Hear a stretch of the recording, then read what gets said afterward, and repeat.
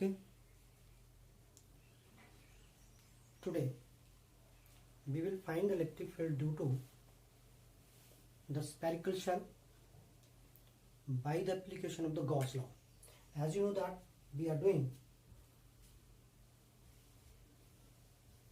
the application of Gauss law.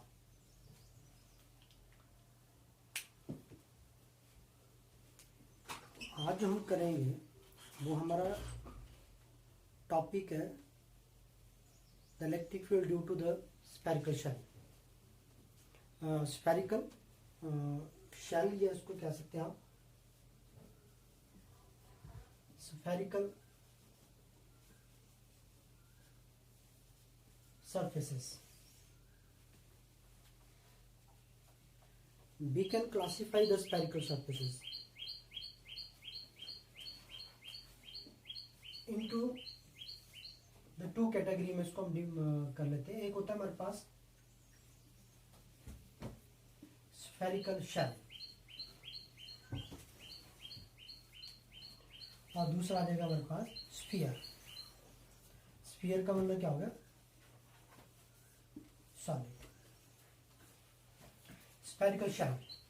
Shell means hollow.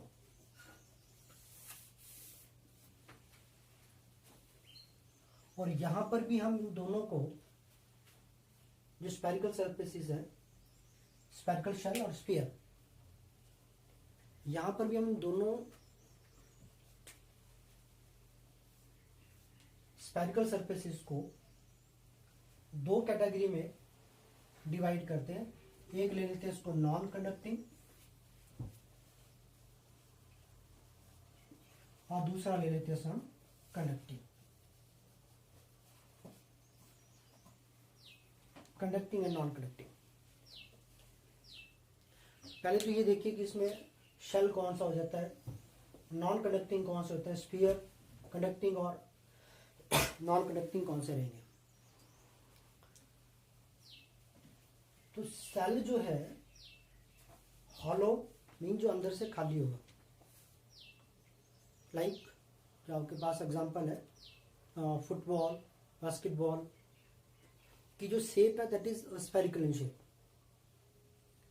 लेकिन उनको हम कैसे क्लासीफाई कर सकते हैं, उसको हम कह सकते हैं दे आर शेल, क्योंकि अंदर जो खाली है. और उसी तरह से स्फीयर, तो स्फीयर के लिए हम क्या कह लेंगे, सॉलिड स्फीयर. लाइक आपके पास कोई एग्जांपल इसमें रहेगा कि वाटरमेलन, तरबूज, लाइक जो अंदर से भी सॉलिड हो. ठीक है, जैसे बार उसमें हम ये भी कह सकते हैं कि आपका तरबूज का जो शेप है स्फेरिकल शेप है, यदि उसका अंदर का जो पोर्शन को निकाल दिया जाए तो क्या बन गया, शेल बन गया. जब तो उसमें निकाला नहीं गया वो क्या चीज है, सॉलिड स्फीयर में. और नॉन कनेक्टिंग कौन सी हो गई, नॉन कनेक्टिंग का मतलब हो गया इंसुलेटिंग मटेरियल. ठीक है, और कंडक्टिंग का कौन सा हो गया, जो कि कंडक्ट करते हो, like they conduct electricity we can say. तो फर्स्ट जो यहां पे हम करेंगे that is by the application of Gauss law, the electric field due to the spherical shell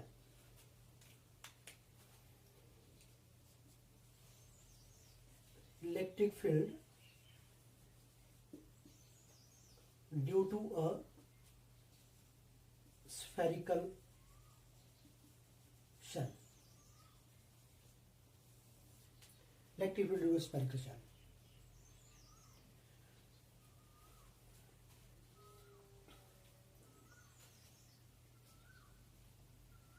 consider, suppose करो कि हम यहां पे uniformly charge spherical shell consider कर लेते हैं, और which is uniformly charge uniformly charge.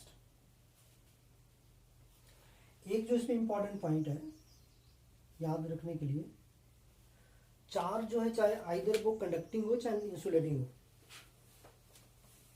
ठीक है, आइदर कंडक्टिंग या इंसुलेटिंग, तो चार्ज जो है रिजाइड करता है on the surface of the shell या फिर on the surface of the conducting sphere also. Suppose that this is the shell, spherical shell या hollow sphere which is uniformly charged, भी हम सेंटर O कंसिडर कर लेते हैं.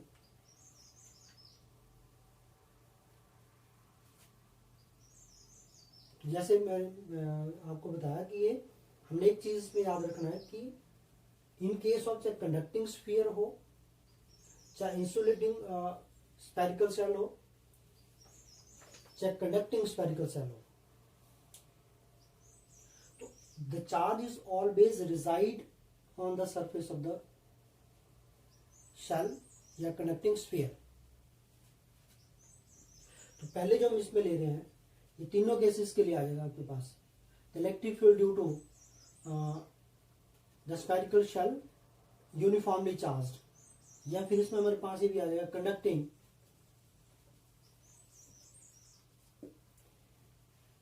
ये दोनों ही आ जाएगा इसमें, कंडक्टिंग ओब्लिक नॉन कंडक्टिंग. या फिर आप इसको कह सकते हैं सेकंड जो है due to the conducting sphere.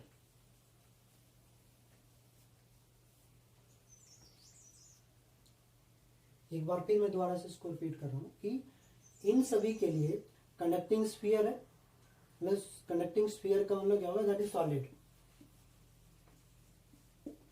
इन सभी के लिए कंडक्टिंग नॉन कंडक्टिंग या कंडक्टिंग स्फीयर, इन सभी के लिए जो चार्ज जो रिजाइड करेगा on the surface of the spherical जो सरफेसेस है. अब यहां पर हमने इलेक्ट्रिक फील्ड निकालनी है. To find the electric field due to the spherical shell uniformly charged spherical shell.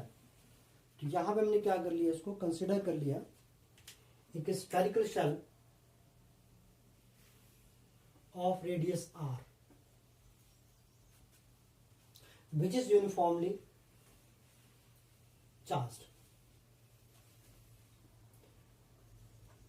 यहां पे तीन केसेस हमारे पास हो सकते हैं, पॉसिबिलिटी जो है तीन केसेस की हो सकती है. फर्स्ट केस कौन सा बन सकता है, आपको ये कहा जाए कि find the electric field here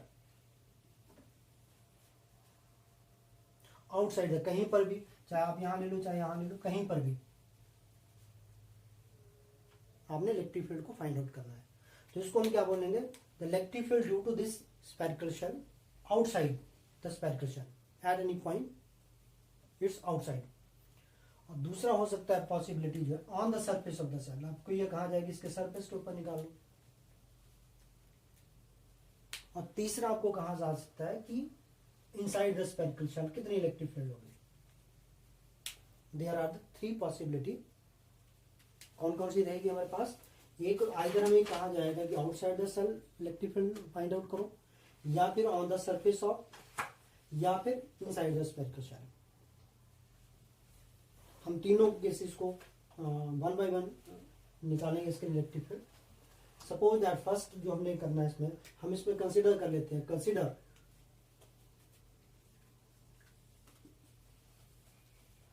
uniformly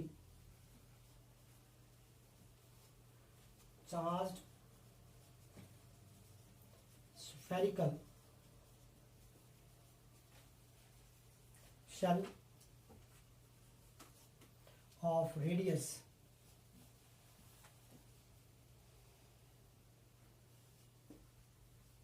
r. First जो केस है, तो इसमें हम एक चीज और भी लिख सकते हैं, let p be the point, let p be the point, any point where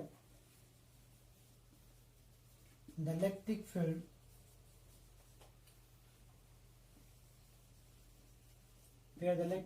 is to be determined.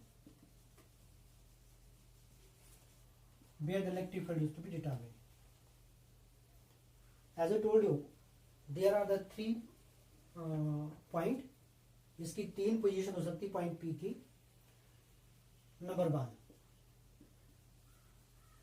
when point P lies outside the cell, outside the shell. Okay.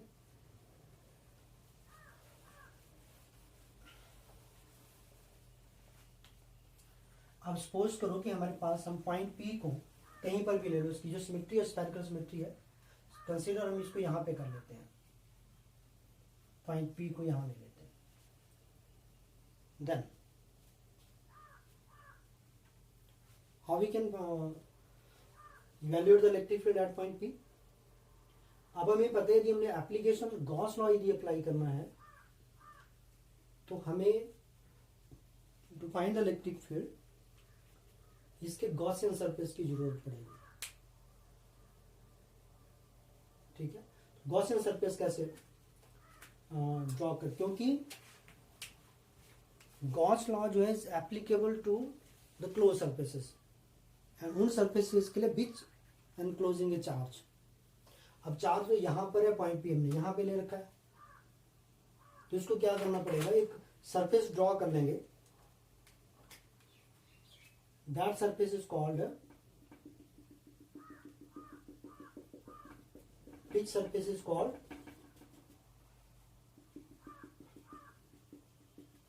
a Gaussian surface.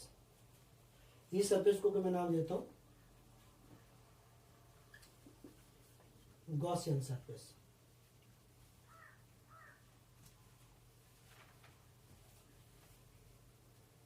अभी simplify होगा, it's very simple. और at a distance of r, let the point P कहां पर है, at a distance of small r consider कर लेते हैं इसको. The point P at a distance of r.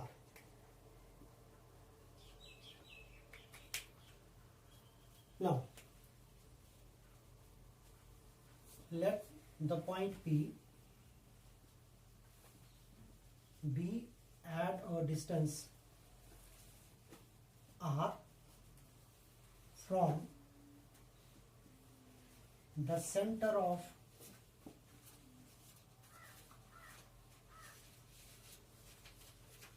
spherical surface, the spherical shell. Now consider what is Gauss law. Gauss law is total electric flux is equal to Q upon epsilon naught, or which is equal to the surface integral of the electric field E dot ds. हमें तो electric field find out करनी है. अब यहां पे हम क्या करते हैं, अराउंड पॉइंट P एक स्मॉल एरिया एलिमेंट कंसिडर कर लेते हैं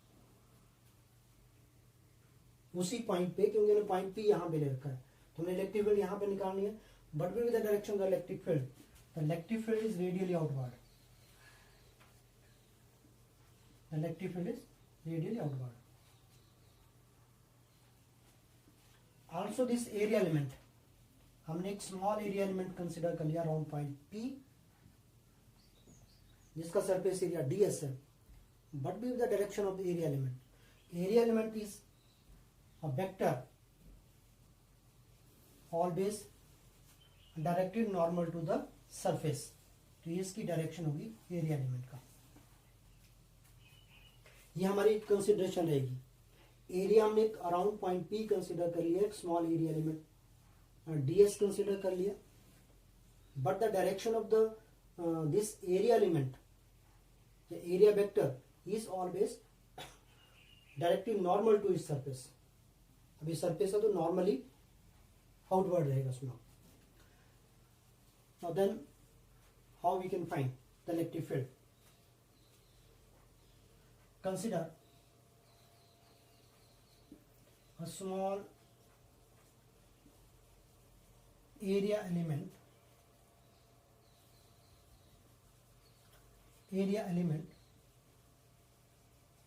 around point P area element ds around the point P if let E be the electric field, let E be the electric field at point P, then apply the Gauss law. According to Gauss law, what is Gauss law? Then according to Gauss law, the electric flux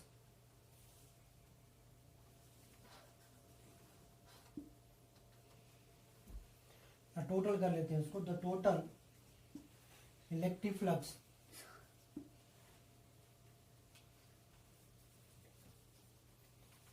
passes through the Gaussian surface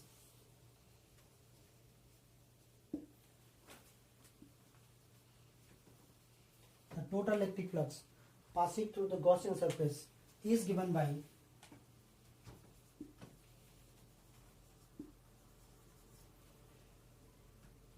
phi is equal to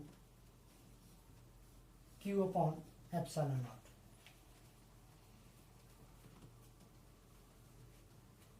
But phi is equal to, by the definition, but phi is equal to the surface integral of the electric field. Therefore, we have the surface integral of the electric field E dot ds is equal to q upon epsilon naught. And इसको थोड़ा simplify कर लेते हैं, E ds cos of theta which is equal to q upon epsilon naught. See here, the angle between the E and ds. What is the angle between E and ds? दोनों ही both are parallel to each other. Then theta is equal to 0 degree. And E ds cos of 0 degree, because electric field is parallel to ds. Both vectors are parallel to each other, and E ds is equal to q upon epsilon naught. And what is the surface area? The integration of this, the total area कितना बन जाएगा? हमने इसको consider small area element consider कर लिया, ds like this and so on. Then what will be the total surface area of the sphere is equal to 4 pi r square q upon epsilon naught. Or see here, E is equal to 1 upon 4 pi epsilon naught q upon r square. This is the electric field outside the shell. पहला case हम shell के लिए कर रहे हैं इसको, outside the shell. And second case is when the point P lies on the surface of the cell, on the surface of the cell, spherical shell. अब suppose करो यही पॉइंट P जो है वो अब यहां आउटसाइड में ना रह करके where it lies on the surface of this here. और यही हम इसको भी कंसीडर कर लेंगे, इसका Gaussian surface here, and this is equal to, if E is the electric field at point P or ds is the small area element at point P, then what is the, according to Gauss law, again यहां पे हम कर लेते हैं, again suppose that हम already लिख चुके हैं इसको, when point P lies on the surface of the shell, तो इसका मतलब हम सरफेस ऑफ द सेल पे ही निकालना चाह रहे हैं इसकी electric field. Suppose that a small area element ds around a point P,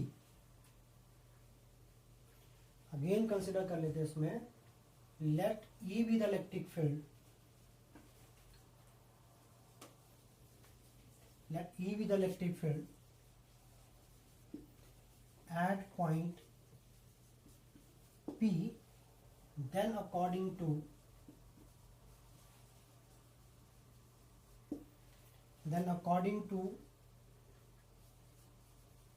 Gauss law, phi is equal to q upon epsilon naught, but phi is equal to the total electric flux, phi is equal to E dot ds। Again same line पे हम उसको simplify करेंगे इसमें, E dot ds, therefore E dot ds is equal to q upon epsilon naught। On the same line के ऊपर इसको आप कर लेंगे इसको, द सरफेस इंटीग्रल, लाइक जो प्रीवियस केस था हमारा cos ऑफ थीटा, बिकॉज दोनों डॉट प्रोडक्ट है, स्केलर प्रोडक्ट है बिटवीन टू वेक्टर क्वांटिटीज, और what is the angle between, theta is again 0 degree, और ये आपके पास बन जाएगा E ds। इसको डायरेक्ट लिख रहा हूँ यहाँ पे, प्रीवियस केस में हम ऑलरेडी कर चुके हैं इसको, या theta equal 0 degree, because both are parallel या सेम डायरेक्शन, इसको आप कह सकते हैं q upon epsilon naught. E into what is the surface integral of ds, का इंटीग्रेशन क्या बन जाएगा, अब यहाँ पे आ जाएगा आपके पास 4 पाई r स्क्वायर, बिकॉज यहाँ पे जो इसका डिस्टेंस है वो r कैपिटल आ रहा है, बिकॉज हमने radius of the this spherical surface का रेडियस r कंसिडर कर रखा है। अब रेडियस के बराबर हो जाएगा इसका distance of point P is equal to q upon epsilon naught, और E is equal to 1 upon 4 pi epsilon naught q upon r square. Okay, this is the electric field on the surface of the spherical shell. And third case है, when point P lies inside the third is inside the spherical shell, spherical shell. आप इसको spherical shell, मैं बार बार कह रहा हूं इसको, आप इसको कंडक्टिंग स्फीयर भी कह लीजिए, इसको साथ साथ ही कंडक्टिंग स्फीयर, ठीक है। फर्स्ट टू केसेस के लिए भी हमने स्फेरिकल शेल भी कह सकते हैं, उसके आगे आप इसको कंडक्टिंग स्फीयर भी कह सकते हैं। सपोज दैट अब पॉइंट P को हमने कहां कंसीडर कर लिया,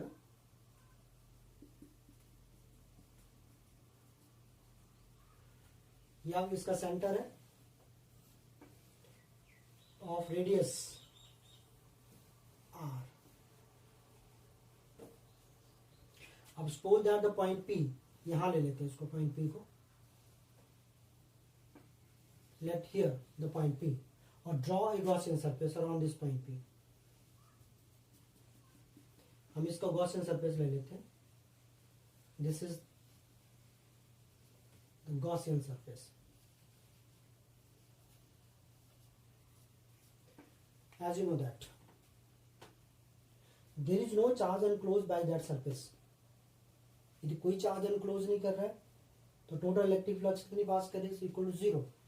the total electric flux is equal to zero, then the electric field is equal to zero. Since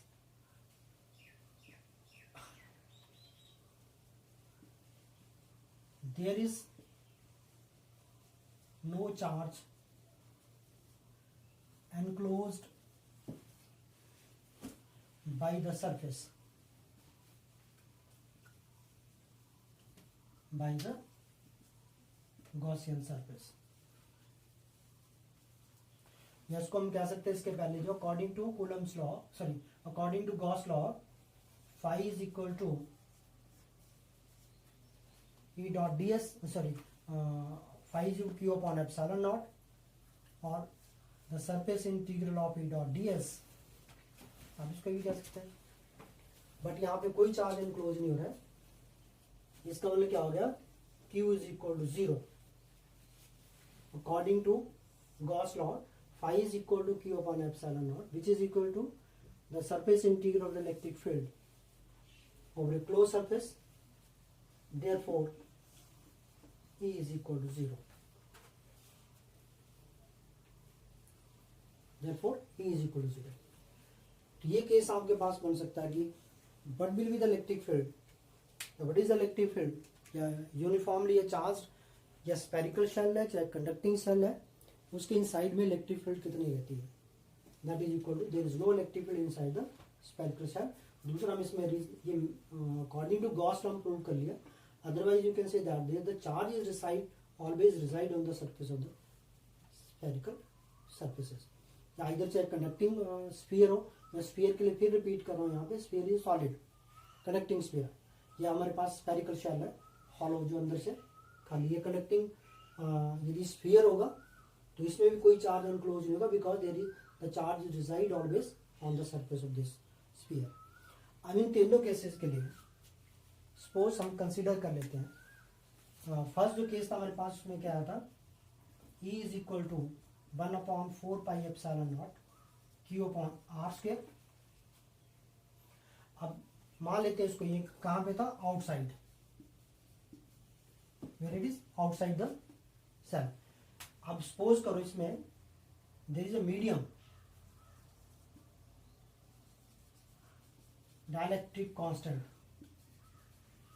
If there is a medium of dielectric constant K between the spherical shell and point P के बीच में जो medium है जिसकी dielectric constant K है, then आपके पास E is equal to 1/4 pi epsilon naught K into Q upon r square. और second case में on the surface of the shell, तो इसमें भी हमारे पास डायलेक्ट्रिक कांस्टेंट K होगा, तो आपके पास क्या वैल्यू आ जाएगी इसकी, 1/4 pi epsilon naught K into Q upon r square. This is the value of the electric field. कौन से केसेस में है, in case of the spherical shell, या उसको हम कह लेंगे ये हो गई, आप उसको that is the conducting shell की बात कर लेते हैं इसमें. अब सपोज दैट एक और चीज जो हमारे पास सेकंड जो केस आया था इसमें, this is second one. If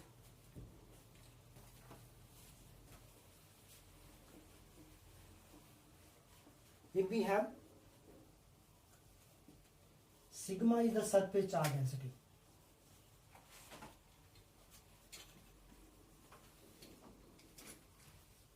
surface charge density. Then what is sigma? Then sigma is equal to Q upon A, and what is the surface area? The surface area is equal to Q upon 4 pi r square. Therefore, तो हमारे पास electric field क्या बन जाएगा, E is equal to, put है the value हमारे पास यहाँ पे था, इस केस में capital r square 4 pi r square equal to Q upon 4 pi r square is equal to sigma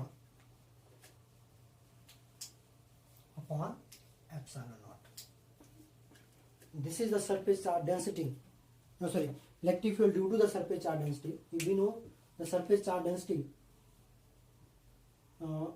this uniformly conducting sphere, ठीक है, उसकी यदि सरफेस चार्ज डेंसिटी जो है in case of conducting sphere में हम बात करते हैं तो इसका 1/, इसका सरफेस एरिया कितना हो जाएगा 1/4 पाई आर स्क्वायर. तो we know that sigma is equal to Q upon A, that is equal to Q upon 4 pi r square sigma upon epsilon naught. This is the electric field due to the spherical shell या conducting sphere. अब suppose that हम इसमें variation of electric field with the distance. The electric field कैसे vary कर रही है, as you know that first case में आपके पास ऐसे आ रहा था electric field is directly proportional to r square. Second में भी वही था, electric field is directly proportional to 1/r square. और थर्ड में क्या था, P इज इक्वल टू 0. ये 3 केसेस हमारे पास थे इसमें. Then how the electric field, the variation between the electric field and the distance के साथ कैसे वेरी कर रही है. सपोज करो हम इस साइड को डिस्टेंस ले लेते हैं और इस साइड को हम इलेक्ट्रिक फील्ड को कंसिडर कर लेते हैं और यहाँ पे 0 है. What is the electric field at the centre of the spherical shell. यहाँ पर आपके पास क्या होगा, दैट इज इस केस के ऊपर when E directly proportional to, या इसको कह लेंगे आप E is equal to R. E is equal to R. उस केस में आपके पास मैक्सिमम है. यहां से आपके पास E की वैल्यू कितनी आ गई, sorry distance is equal to R.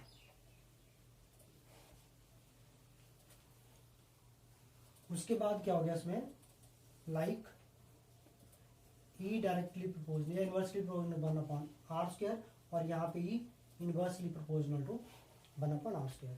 इस केस के ऊपर आपके पास क्या होगी, मैक्सिमम. देन उसके बाद जो डिक्रीज कर देगा. सेंटर से आप इसको चलेंगे एट द सेंटर 0. यहाँ पे क्या चीज इसका, इलेक्ट्रिक फील्ड इनसाइड ले लो या सेंटर पे ले लो, the electric field is equal to 0. Then इस केस के ऊपर आपके पास विच इज मैक्सिमम, उसके बाद वो डिक्रीज करना स्टार्ट कर देगा. This is the electric field by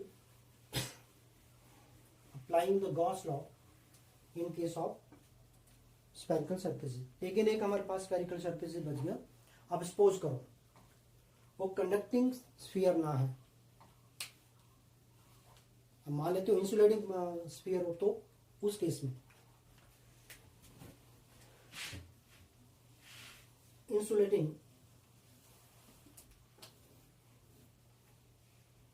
spherical uniformly charged sphere, electric field due to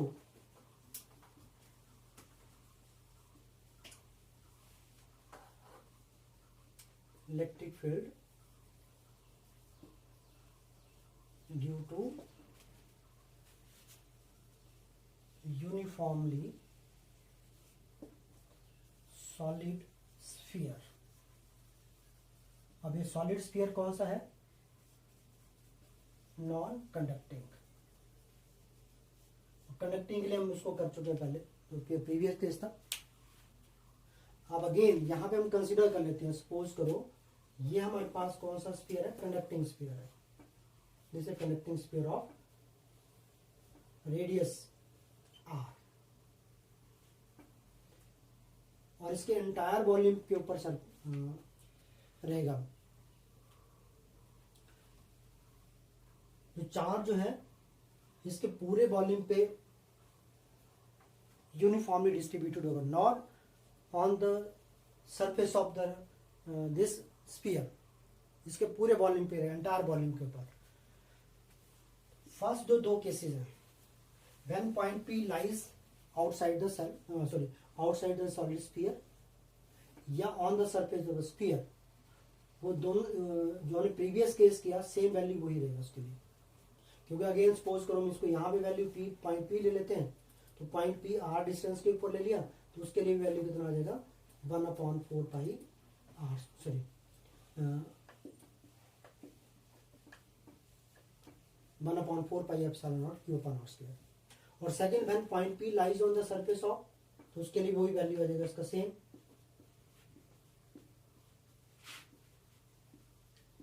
this is the value. और थर्ड केस में क्या था कि when the point P lies inside the spherical surfaces. But मैंने जैसे आपको इसमें बताया कि जो चार्ज जो है वो उसके एंटायर वॉल्यूम पे डिस्ट्रीब्यूटेड है। एंटायर वॉल्यूम का मतलब क्या होगा, अंदर भी चार्ज है। इसके लिए हम फर्स्ट टू केसेस में वही सेम रहेगा। थर्ड केस में इसको हम चेक करते हैं। When point P lies inside the solid sphere, then how we can find the electric field? Suppose करो अगेन मैं यहां पे पॉइंट P कंसिडर कर लेता हूं। Let P be the point at a distance r dash consider कर लो, क्योंकि हमने r जो डिस्टेंस ले रखा है वो कौन सा ले रखा है, when the point P lies outside the shell. Okay, इसको थोड़ा सा हम डिफरेंशिएट कर देंगे इस डिस्टेंस को, जो आउटसाइड में जो डिस्टेंस है, at a distance r from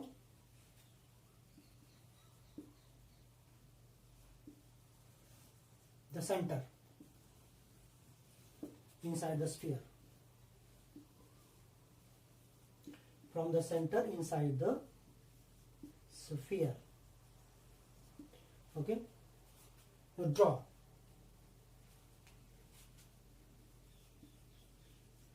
draw a sphere of radius r dash through the point P through a point, यहां से मैं इसको डिस्टेंस को r डैश कंसिडर कर लिया, through point P as a Gaussian surface.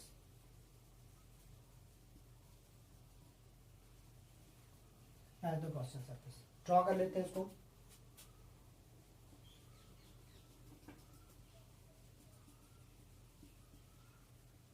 This much. अब suppose करो इसमें जो चार्ज है एनक्लोज कर रहा हो, let Q dash be the charge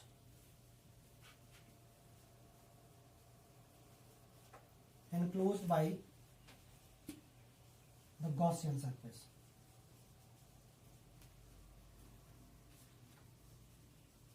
क्योंकि चार्ज पता होना चाहिए ना हमें, तभी हम इसकी गॉस लॉ अप्लाई कर सकते हैं। The total electric flux through the Gaussian surface is equal to then, और यहाँ पे भी हम इसको भी कंसिडर कर लेते हैं। सपोज करो E is electric field at point P, और एक स्मॉल एरिया एलिमेंट कंसिडर कर लिया हमने इसमें ds, सेम वही रहेगा इसके लिए। Then according to Gauss law, what will be the total electric flux? Then according to Gauss law, the total electric flux through the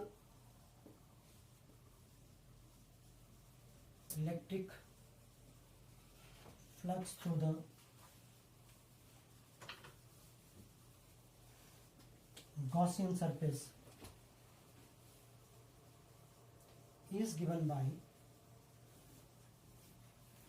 how much? The total electric flux through the Gaussian surface is given by phi is equal to Q dash upon epsilon naught. Okay, but हम ये क्या लेते हैं, phi की definition क्या है, the surface integral of ds, therefore the surface integral of the electric field E dot ds is equal to q dash upon epsilon naught. Now the question is, what is the value of q dash? ये जो charge की जो value है, इतना आसान नहीं, इसको थोड़ा और सिंप्लीफाई करेंगे. अब हमें ये पता है कि टोटल जो वॉल्यूम है इसका स्फीयर का, what is the total volume of the sphere? Total volume जो है इसका स्फीयर का वो है 4/3 पाई आर क्यू. और गॉसियन सरफेस जो है, ये जो गॉसियन सरफेस है इसका वॉल्यूम कितना है? B dash is equal to 4/3 pi r cube, r dash cube. We know if Q is the charge on the surface, entire sphere के ऊपर यदि Q चार्ज है, अब ये जो वॉल्यूम है इसका 4/3 पाई आर क्यूब जो वॉल्यूम है वो चार्ज कैरी कर रहा है Q चार्ज. तो मीन्स दैट यूनिट वॉल्यूम के ऊपर चार्ज कितना आ जाएगा? 4/3 पाई आर क्यूब. लेकिन हमने वॉल्यूम किस पर निकालना है? इसका जो अंदर का जो वॉल्यूम है साइड में वो है हमारे पास 4/3 पाई आर क्यूब. इसके ऊपर निकालना है तो Q upon 4/3 pi r cube into 4/3 pi are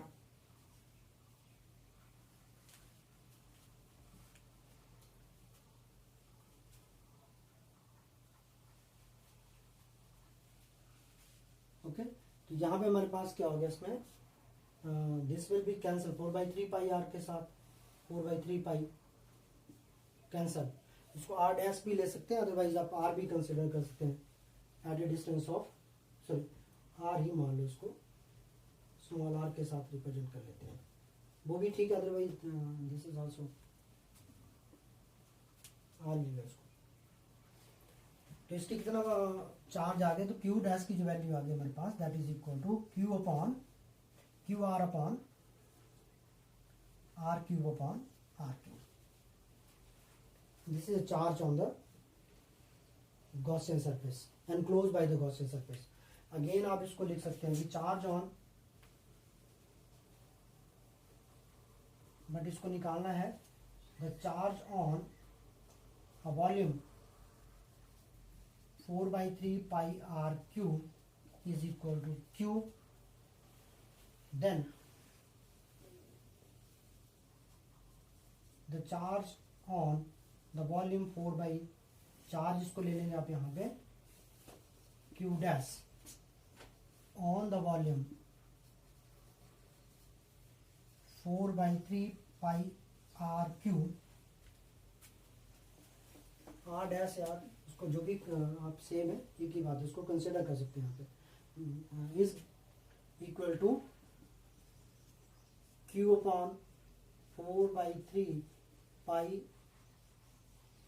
are cube multiplied by 4/3 pi r cube. 4/3 pi के साथ 4/3 पाई कैंसल और P r cube divided by r cube. and therefore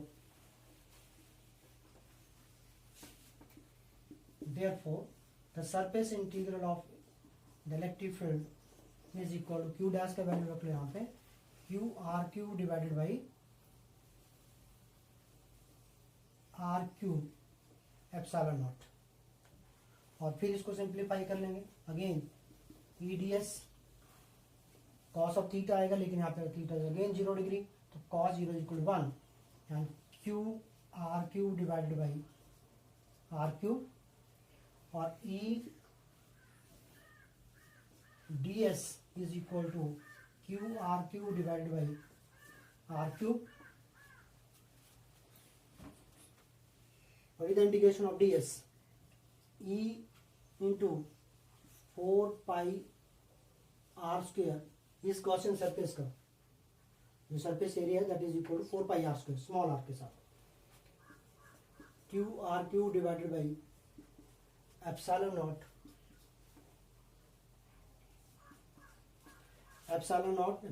r cube.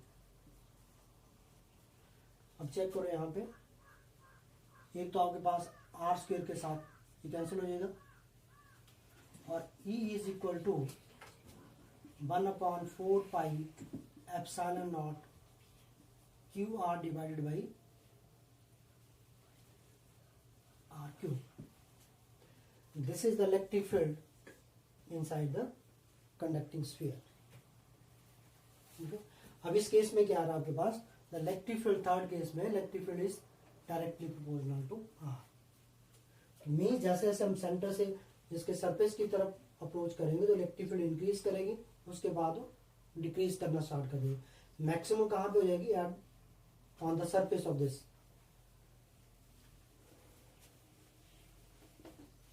Again the variation of electric field with the distance के साथ इसको check करते हैं, तो कैसे आ जाएगा इसका variation. This is centre of the sphere. अब ये इंक्रीज कर रही है यहाँ पे, और ई जो है डायरेक्टली प्रोपोर्शनल टू आर, और ई इनवर्सली प्रोपोर्शनल टू, यहाँ पे आप इसको लिख सकते हैं मैक्सिमम, और उसके बाद वो ये कौन सा डिस्टेंस है, equal to the radius of the